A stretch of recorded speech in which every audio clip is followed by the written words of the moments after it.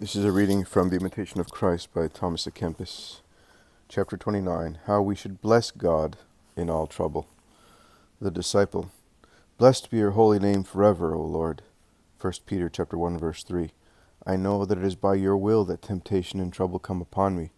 I cannot escape it, but must needs come to you for help, that it may be turned to my good. Lord, I am tormented and uneasy in mind, and my present troubles weigh heavy on me. Most loving Father, what may I say? I am in dire straits. Save me from this hour. John chapter 12, verse 27. Yet it is for your glory that I have been brought to this hour, and that I may learn that you alone can deliver me from the depths of my humiliation. Of your goodness deliver me, O Lord. Psalm 37, verse 40. For what can I do, helpless as I am, and where can I go without your aid? Give me patience, Lord, even in this trial. Grant me help, and I shall fear nothing, however hard-pressed I may be. And now in this trouble, this shall be my prayer. Your will be done. Matthew chapter 6, verse 10. I have fully deserved this trouble, and must bear it. Let me bear it patiently until the storm is past, and better days return. I know that your almighty power can remove even this trial from me, and lessen its violence, so that I am not completely crushed by it. Often, in times past, my God and my mercy, you have done this for me, and the harder it is for me, the easier it is for you to change my way. Psalm 77, chapter 10. O God Most High. Chapter 30. On asking God's help and the certainty of His grace. Christ, my Son, I am the Lord who gives strength in time of trouble. Come to me when the struggle goes hard with you. Nahum chapter 1, verse 7, and Matthew chapter 11, verse 28. Your slowness in turning to prayer is the greatest obstacle to receiving my heavenly comfort. For when you should earnestly seek me, you first turn to many other comforts, and hope to restore yourself by worldly means. It is only when all these things have failed you that you remember that I am the Savior of all who put their trust in me. Psalm chapter 17, verse 7. And that apart from me there can be no effective help, no sound counsel, and no lasting remedy. But now, with spirit renewed after the tempest, gather fresh strength and light in my mercies. Ecclesiasticus 35, chapter 35, verse 20.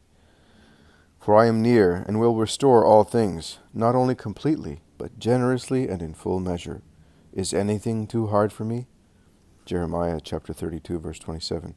Shall I be like the one who does not fulfill his promise? Where is your faith? Stand firm and persevere. Be courageous and patient, and help will come to you in due time. Wait patiently for me, and I myself will come and heal you. Temptation is your testing.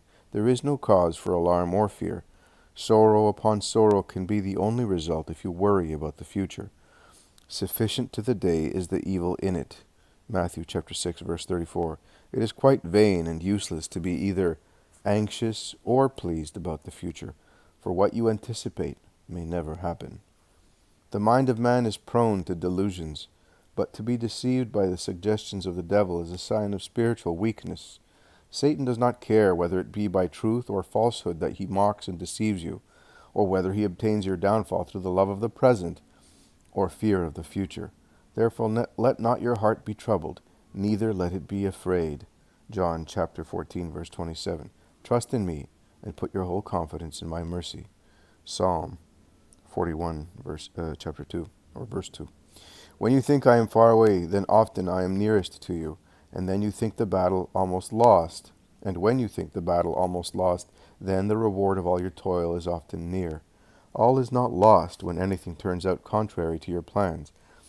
Therefore do not allow your feelings of the moment to obscure your judgment, nor yield to depression as though all hope of recovery were lost. Do not imagine yourself utterly forsaken, if for a while I have allowed some trial to harass you, or withdrawn the comfort that you desire. For this is the way to the kingdom of heaven. Be assured that it is better for you, and for all my servants, to struggle against difficulties than to have everything as you wish. I know your secret thoughts, and it is necessary for your salvation that you should sometimes be deprived of spiritual joys, lest you become conceited in your happy state, and complacently imagine yourself better than you are. What I have granted I can take away, and restore it when I choose. When I grant comfort, it remains mine, and when I withdraw it, I am not taking anything that is yours, for every good gift and every perfect gift is mine alone. James chapter 1 verse 17. If I send you trouble and affliction, do not be indignant or downhearted, for I can swiftly help you, and turn all your sorrow into joy. Notwithstanding, I keep my own counsel, and in all my dealings with you, give me due praise. If you are wise and have right judgment, you will never despair or be discouraged. On the contrary, if I scourge you with trouble and do not spare you, Job chapter 6 verse 10, be glad and grateful and regard it as a cause for joy, for as my Father has loved me, so do I love you. John chapter 15 verse 9. Were my words to my well-beloved disciples whom I did not send out to enjoy the pleasures of the world, but to fight hard battles, not to win honors, but contempt, not to be idle, but industrious, not to rest, but to bring forth much fruit with patience. Luke chapter 8 verse 15. Chapter 31. On forsaken creatures to find the Creator. The disciple, Lord, I am greatly in need of yet more abundant grace if I am to reach that state where no creature can impede my progress. For as long as anything holds me back, I cannot come freely to you. One who desired to fly freely to you said, Who will give me wings like a dove? I will fly and be at rest. Psalm 55 verse 6. And who is more perfectly at rest than the man of single purpose? Matthew chapter 6 verse 22. Who more free than he who desires nothing upon earth? Wrapped in spirit, a man must rise above all created things, and perfectly forsaking himself, see clearly that nothing in creation can compare with the Creator. But unless a man is freed from dependence on creatures, he cannot turn freely to the things of God. This is the reason why there are so few contemplatives, for there are few who can free themselves entirely from transitory things. A soul needs much grace to be raised up and carried beyond itself.